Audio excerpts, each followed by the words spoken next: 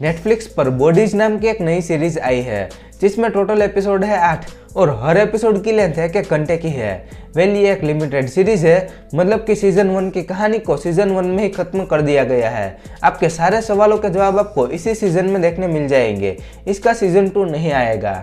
तो क्या आप सभी का इस सीरीज को अपना टाइम देना सही रहेगा या नहीं, बस उसी के बारे में आज के वीडियो में बात करने वाले हैं, तो वीडियो के एंड तक बने रहना। सबसे पहले मैं आपको सीरीज की बेसिक कहानी बता देता हूँ जिससे कि आप डिसाइड कर पाओ कि क्या यह सीरीज आपके लिए है या नहीं।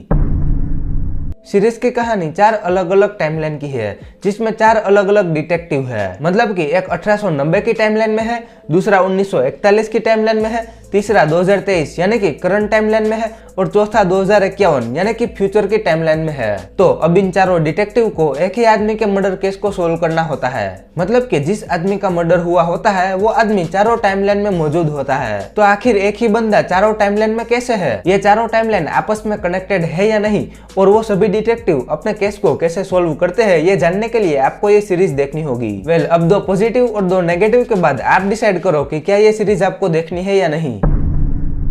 पॉजिटिव नंबर 1, सीरीज में 4 अलग अलग टाइमलाइन दिखाई गई है और चारों टाइमलाइन के कॉस्ट्यूम और सेट डिजाइन जिस तरह से दिखाए हैं वो काफी अच्छे थे। मतलब कि आप फ्यूचर की टाइमलाइन देखोगे तो आपको ऐसा लगेगा कि हाँ ये फ्यूचर की टाइमलाइन है, और 1890 की टाइमलाइन को देखोगे तो उसको देखकर भी आपको लगेगा कि हाँ भाई ये 1890 की ही टाइमलाइन है। पॉजिटिव नंबर 2, सीरीज जब शुरू होती है तब 3 एपिसोड तक आपको छोटे मोटे ट्विस्ट टर्न देखने मिलेंगे, पर चौथे एपिसोड में कुछ ऐसा इंटरेस्टिंग होता है जिसकी वजह से ये चारों टाइमलाइन आपस में कैसे जुड़ने लगती है उसे देख के आपका दिमाग घूम जाएगा।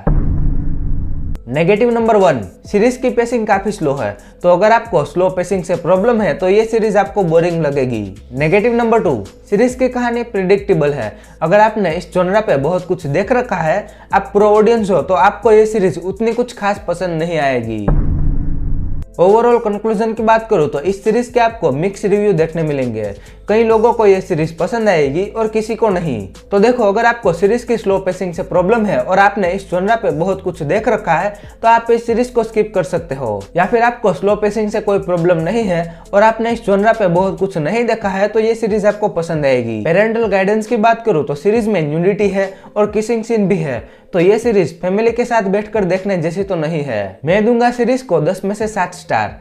आई होप कि आपको मेरा ये बॉडी सीरीज का क्विक रिव्यू पसंद आया होगा।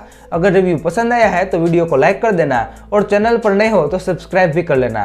मैं मिलता हूँ आपको अगले वीडियो में, तब तक के लिए बाय।